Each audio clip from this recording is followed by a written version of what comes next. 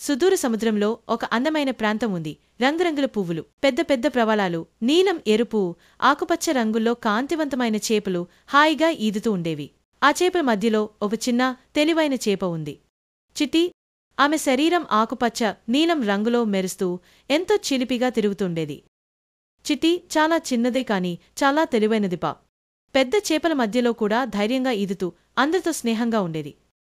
ఆమె ముఖంపై మెరిసే తారలు, నీలిరంగుతో పెద్ద కళ్లతో ఆమె అందరినీ ఆకర్షించేది. అందరూ ఆమెను ఇష్టపడేవాళ్లు. ఒకరోజు ఆ ప్రశాంత సముద్రంలో ఓ పెద్ద తిమింగలం వచ్చింది. ఇక్కడున్న చేపల్ని అన్నీ తినేస్తా అని గర్జించింది. పెద్ద చేపలు కూడా భయంతో పరుగులు పెట్టాయి. కొందరు ప్రవాళాల వెనుక, మరికొందరు రాళ్ల కింద దాక్కున్నారు. కాని చిట్టి మాత్రం భయపడలేదు.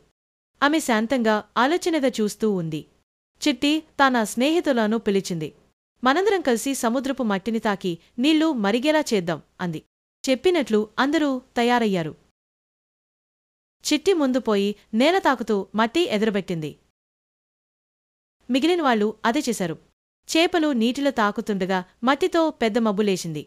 బబుల్స్, పువ్వులు లాంటి మైమరిపి వచ్చాయి. సముద్రం లోపల మరిగేలా కనిపించసాగింది. తిమింగలం ఆ దృశ్యం చూసి షాక్ అయింది. తిమింగలం అబ్బో అనుకుంటూ, ఇక్కడ ఏమిటి, నీళ్లు వేడిగా ఉన్నాయి అని భయంతో వెనక్కు తిరిగి పారిపోయింది. చిట్టి వదిలిన చిరునవ్వుతో పెద్ద చేపలంతా బయటకొచ్చారు. వాళ్ళకి ఇప్పుడు భయం లేదు. అందరూ చిట్టిని చుట్టుముట్టి ఆనందంగా కీర్తించారు. చిట్టి తల తిరుగుతూ మెరుస్తూ నవ్వుతోంది. చిన్నదైనా ఆమె తెలివితేటలతో అందరినీ రక్షించింది. సబ్స్క్రైబ్ చేయొచ్చు కదా.